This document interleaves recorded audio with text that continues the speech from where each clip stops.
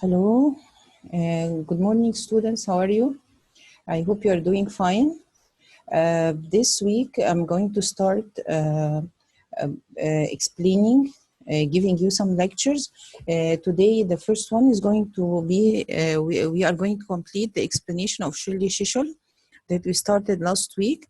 And then I will have another lecture where you are going to, where I am going to explain some grammar. And I'm going to give you the pages that you have to do. I'm going to give you the assignments as well that you have to prepare. So when we meet again, I'm going to take the homework from you. Okay, let's start. Please bring your books and open page 48. Shirley Shishol. I'm going to start with the last two sentences on the page.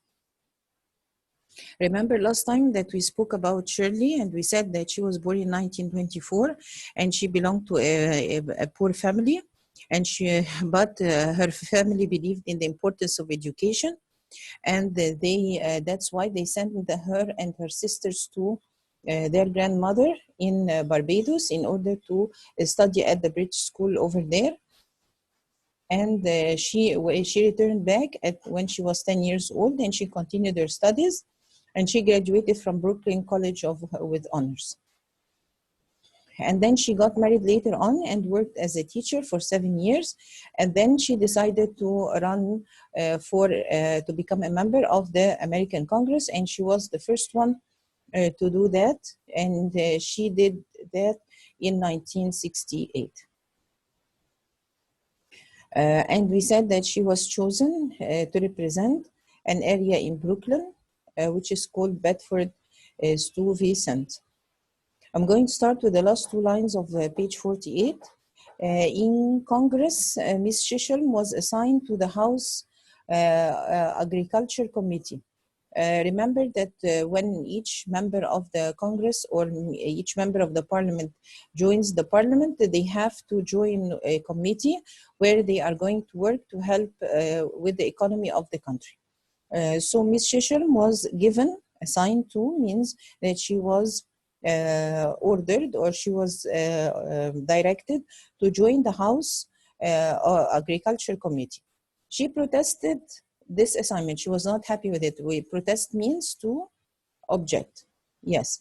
So write down the words as we go ahead. She felt it was not important to the poor people of the city that she represented. She believed this is not the important committee. She moved to the Veterans Affairs Committee. Veterans here means the people who have experience, and by the Veterans Affairs here, they mean the people who used to join the army, American army before, and this committee helped those people whom we call محاربين القدماء, in order to help them with the problems that they face when they become old. She later served on the Education and the Labor Committee, the position she wanted. She was looking so much for this.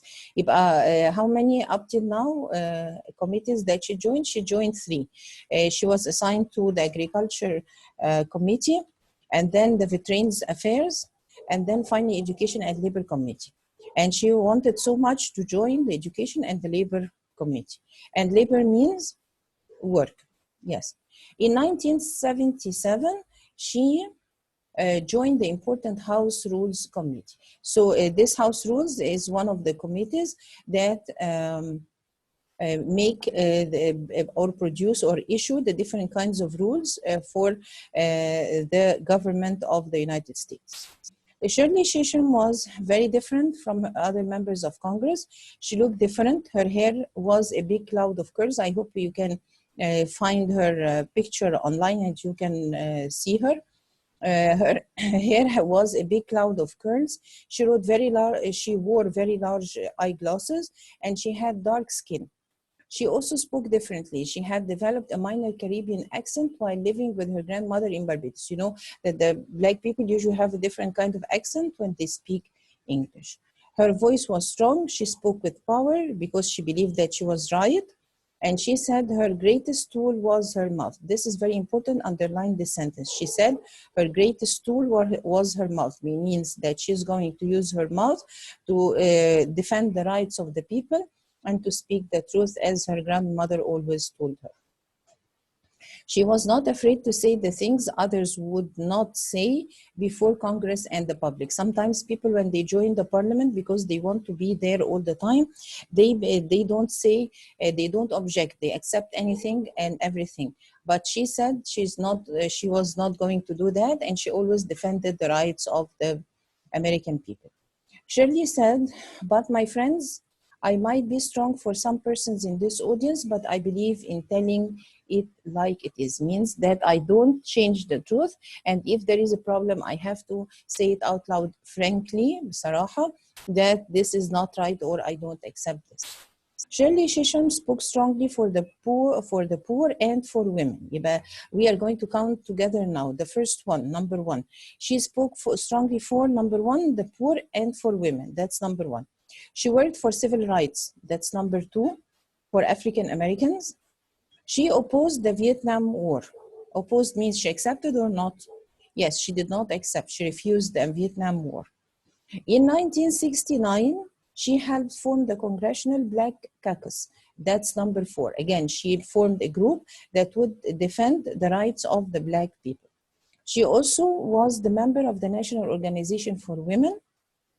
Ms. Shisham was an activist for people of color, including Native Americans and Spanish-speaking immigrants. That's number five. Where she defended not only the rights of the Black people, but she defended the rights of all the colored people, means people who were not mainly Americans. In other words, she defended the rights of all the immigrants. Immigrants means the people who came to live inside America. They do not belong to the same country. She often spoke about cultural and social issues. Because she wanted to show the importance of culture, of the culture of the different colored people, and how we can integrate all the people of different cultures together, and how we can help them understand each other. So in this case, in this paragraph, we have five things that she did. Number one, she spoke strongly for the poor and for women. That's one.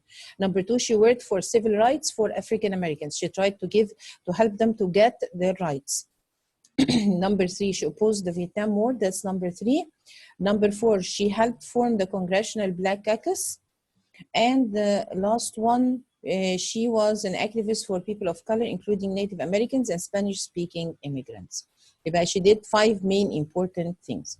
Shirley also said, increasing immigration to the United States suggests that we do face, and we better own up to, we do face new social and cultural problems. What's the meaning of the word own up to? Yes, means to face. We have to admit that we have problems. We have new social and cultural problems as new Americans are integrated into our society. New Americans means the people who come from Africa, people come from Latin America or Europe or any other places around the world. They are going to, when they get into America and they live for some time, they get the nationality. So they become Americans. In this case, they need to integrate all the Americans together. Integrate means they help the people to live society in the same society peacefully and help each other and live and accept each other, which is very important. And because most of the new immigrants are people of color, cultural adjustments must be made. Adjustments means, cultural adjustments means, yes. Adjustments means changes. Cultural changes must be made by all the groups in America if we are to learn to live together as one nation. We need to make cultural adjustments. But this is one of the most important things that she tried to call for. Remember, we said that she started defending the rights of the Africans and the rights of the Native Americans who came from Spanish-speaking countries. So she is defending the rights of all the people. She was calling the government, asking the government or the society to accept cultural changes in order to integrate the people, the new immigrants into society. Miss Shisham wrote a book about her life in 1970 called Boat and Unboat and Unbossed. يبقى that's the first book. But right, this is number 1. This is the first book that she wrote, Unboat and Unbossed. She refused to be defined by party politics or racial comparisons. Remember here, party politics means أحزاب سياسية. يعني she refused to belong to a certain party, and racial comparisons, she refused comparison between different people from different countries, from different races, as we say. Sometimes this worked against her. Sometimes lots of Americans at the time did not believe in the rights, in giving rights to African people, and sometimes even to the people who came from Latin America. So that's why many people were against her, and they tried to stop her as much as possible. In 1972, Shirley Chisholm announced that she would run for president of the United States. 1972. The date is very important. Many people thought it was a strange thing to do, so it was not accepted easily by people. Miss Chisholm said during her life in politics, she faced more discrimination as a woman than as a black person. Can you imagine this? That when they tried to stop her and they did not like what she was doing, not because she was a black person, but she was simply because she was a woman. Because during the time, women were not given their civil rights completely. So she faced discrimination. What's the meaning of discrimination? Yes, discrimination means to treat people differently. You are not fair towards everybody. You know, طبعا we have racial discrimination. Racial discrimination means تفرقة عنصرية. Shirley Chisholm became the first woman and the first black person to carry out a presidential campaign within one of the major parties. She was the first black woman to carry out. Remember that we said the word carry out before means to perform or to do. A presidential campaign means حملة سياسية عشان الانتخابات الرئاسية. Within one of the major parties, through one of the parties, major parties. We said party here means حزب. Major, a big one of the big parties in America. When she announced her candidacy for the Democratic Party nomination, candidacy means she said, I'm going to run for this. بترشح نفسها. Nomination, we said مرشح عن فلان. يزكي فلان. For president, this is what she said. I'm not the candidate of Black America, although I am black and proud. I'm proud because I'm a black person and I'm proud of that. But I'm not a candidate for the Black American people. I'm not the candidate of the women's movement of this country, although I am a woman. Although the women do not have their own rights completely, but I am not also running only for women. And I am equally proud of that. I'm not the candidate of any political bosses. I'm not a candidate of any party or serve a special interest. I'm the candidate of the people. Underline, this is very, very, very, very important. This quotation or these words, this whole paragraph is very, very important. These are the main words that she that summarize her own work and her fight for the rights of the people. She said, although I'm a black person, I'm not running for Black America or black people. Although I am a woman, I'm not running only for the women. I'm a candidate for all the people. Ms. Chisholm did not win the Democratic primaries or the nomination. Primaries means the very first steps of the elections. She did not win the very first steps of the elections. She said she did not run for president because she expected to win. She was not expecting to win. She ran to make a point. To make a point, or we say to make a stand, underline this expression means to state a very important point that the black people also have the right to run for presidency and join the Congress. Why not? Because they are normal people. There should not be any kind of racial discrimination. We should work on integrating all Americans in society. In 1973, Shirley Chisholm wrote another book, but that's number 2. Remember, the first one is called Unboat and Unbossed. That's number 1. Then number 2, please write number 2 here, The Good Fight. In that book, she told of her reasons for running for president, and she spoke why she thought of running for president, even though she did not expect to win, although she knew she's not going to win. She said, the next time a woman runs, or a Black, or a Jew, or anyone from a group that the country is not ready to elect to the highest office, I believe he or she will be taken seriously from the start. Because the people at the time laughed at the idea that she's a Black woman. No, she's not only Black, but she's also a woman, and she was running for presidency. So the people did not take her seriously, and nobody thought that this is possible, this can be done. So she said, I did this because I wanted to make a stand, or make the people take things seriously like this. And if any other person, whether this person is a Black person, or a woman, or a Jew, or any belong to any other group, even Latin American group, again, people should take him seriously or her seriously, because they have a cause to defend. A cause to defend means قضية أو an opinion, وجهة نظر عشان يدافعوا عنها. Shirley Chisholm left Congress in 1982 after 14 years. But make a circle here, 14 years, and 1982. But she left the Congress at 1982 after staying there for 14 years. She said many voters did not understand her. Many voters, the people of America, many people did not understand her. She said her influence as a truthful, tough politician was decreasing in conservative times. Why did she leave the Congress at the time? Because she felt that her effect was was not understood, and she was not that accepted. Her popularity was decreasing. Why? Because there were conservative times. Conservative times means when the people don't accept other ideas easily. في تحفظ في السياسة في الوقت ده, but they did not accept her that easily. Also, she wanted to spend more time with her second husband, Arthur Hardwick, where she was married at the beginning to a lawyer, you remember, and then later on she married to another person who was called Arthur Hardwick. Miss Chisholm went on to teach at Mount Holyoke College in South Hadley, Massachusetts. Years after leaving Congress, she continued to be invited to speak before many groups and organizations.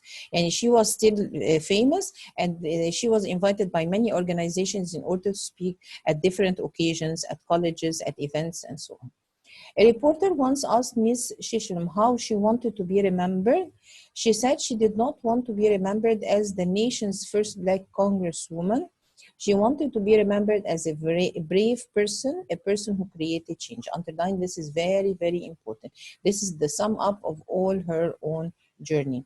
She did not want to be remembered as the nation's first Black congresswoman. She wanted to be remembered as a brave person, courageous. She was not afraid of anything, a person who created change.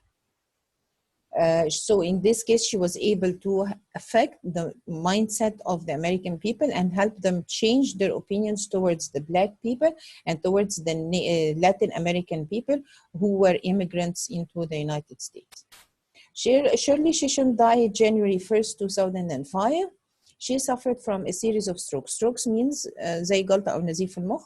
So she suffered from a group of strokes, not just one. And she was 80 years old when she died. Shirley Chisholm loved her country. She wanted to serve all America.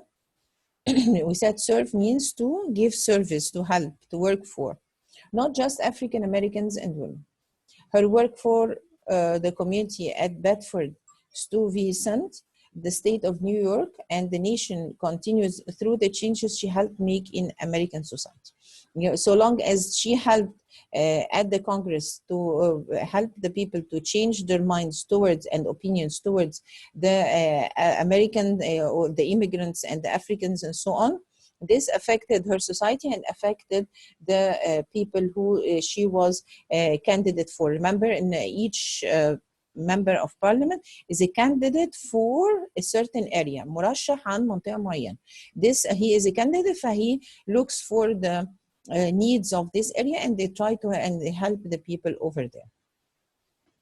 Shirley Chisholm also said, America is a wonderful land. It's no question about it. No question, yani for sure. For sure, it's a wonderful land. That is why every group from across the waters tries to come to America. Across the waters, we said before, the word waters here with an S means different seas, different oceans. Yeah, the people who come from overseas, as we call it, overseas. ممكن نكتبها؟ Overseas. I am hopeful. Oh God, am I hopeful that before I die that I will see that America will move toward a period of real enlightenment, not rhetorical enlightenment, not just words. Yeah. Real enlightenment. Enlightenment means that they are going to see the truth. They are going to understand. They are going to change their minds and become much better people.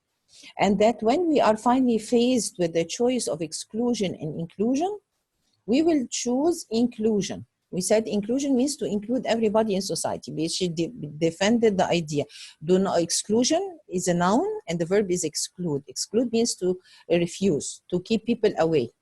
So she wanted the American people to believe in the inclusion, integration of all the immigrants, the Black people and the people from Latin America, to integrate all of them into the society, include.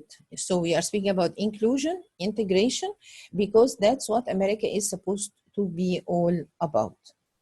This program, remember that this was taken from the VOA, the Voice of America.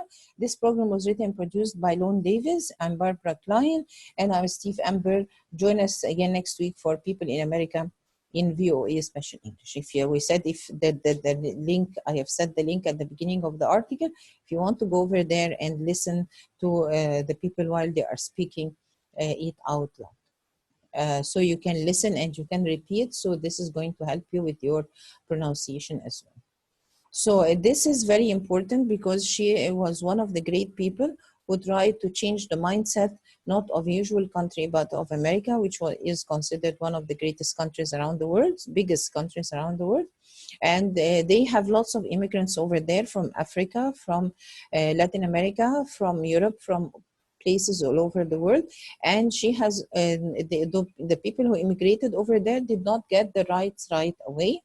And so she defended the rights of those people, and she tried to help them respect the culture of those people and try to integrate together, because it's very important for the better of the whole society, for all the people, not just for the Africans and the people from Latin America, but for the immigrants, but for all, even the Americans, the white people of America as well. Here I have just finished Shirley Shishel. I'm going to put the questions, all the questions that we have done last week of Shirley Shishel on the Facebook page. I want you first to make a summary for of 100 words for Shirley Shishel. That's one thing. And the other thing, I want you to choose 2 groups of questions and answer them, but not one of the groups that you answered before in class. Remember last week in groups, I give you different groups of questions and you answer the one group of questions. So I want you individually, كل واحد لوحده, not in groups anymore, to choose 2 groups of questions and answer them. And at the same time, make a summary of 100 words for Shirley Shishel. And prepare this. So if we get back next week or the week after, I'm going to take them. Okay, don't send anything online. I'm going to take them when we come back. Okay, this is the end of the first class, and there will be another class. Next class will be about grammar. I'm going to explain grammar, the part of the countable, uncountable, some and any, and little and few. Okay, see you then. Bye.